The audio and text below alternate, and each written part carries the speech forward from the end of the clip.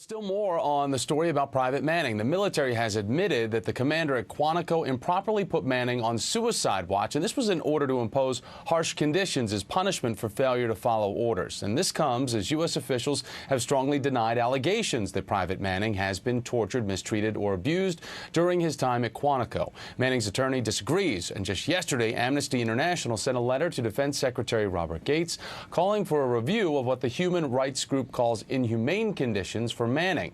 Jane Hamsher is founder of FireDogLake.com. She and another visitor were turned away when they tried to visit Manning on Sunday. Jane, good to have you with me. Why were you denied admission to Quantico? And just set it up, and maybe this will alleviate that. Did you have permission to get into Quantico in the first place?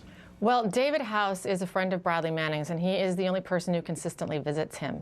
And I was just there, bringing David down. He stays with me when he's in Washington, D.C., and I sit in the McDonald's while he visits Bradley Manning. But they actually asked our car to drive on the base and then detained it for having, and wouldn't let us drive it off because they said it was illegal to drive off. I had a PDF of my insurance and not a paper version of my insurance. But the question remains why this took 2 hours. Why they would not allow us to leave the base. They say we were not detained. We absolutely were. And it became apparent that they were going to release us right before 3 o'clock, which was the end of visiting hours. And so David could not, in any possibility of seeing Bradley, even though he was an approved visitor. And Jane, you said you've done this before? You've driven David down before?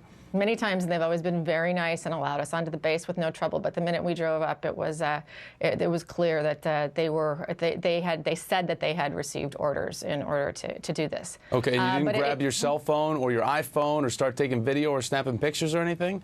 Well, we had just signed a document. The document they asked us to sign was one saying that we would not actually take videos or pictures, so they clearly knew what they were going to do, and they did not want us doing that. But I had my computer, and I started tweeting, and so people all over the world started following it while we were actually there. All right, so Jane, today, though, the military is admitting, though, that Manning had been improperly put on a suicide watch. So why is that significant? Well, it's significant because it answers the question as to why they didn't want David to see Bradley that day. Last week was the week that the Brig commander, James Aberhart, had put Manning on suicide watch. And the military admitted last night that was because he had defied orders, not because this was out of concern for his medical condition. The military has long contested that Bradley has not been in solitary confinement. He's under POI watch, which is supposedly for his own good, which imposed solitary confinement conditions, but supposedly out of medical necessity. This is despite the fact that 3 psychiatrists have said that he is at no suicide risk. So now they are admitting that Aberhart abused his authority in overruling those psychiatrists and putting him on suicide watch last week.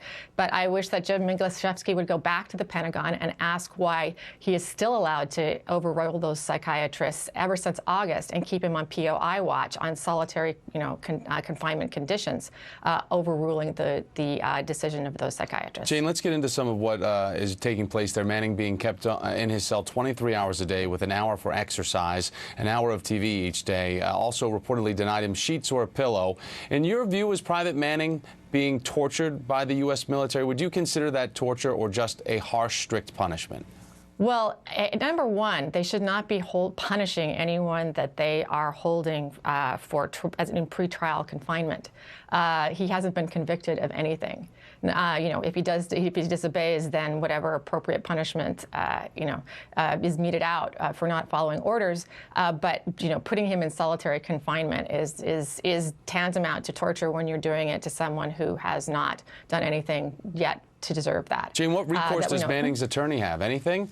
Manning's attorney filed an Article 138 complaint last week, alleging that Aberhart had abused his authority in the situation. And so, largely in response to that, that's why military officials removed the suicide watch from Manning and admitted that Aberhart had abused his authority. But as I said before, the POI watch is still on. He is still in solitary confinement conditions. Clearly, they harassed the only visitor who goes to see him and prevented him from seeing him. So these are human rights abuses, and I think that people and the president should take very seriously the recommendations of the United Nations, expert on torture, the recommendations of Amnesty International, and others that the POI order needs to be lifted. Jane Hamsher with FireDogLake.com. Jane, great to see you. Thanks for coming on. Thank you.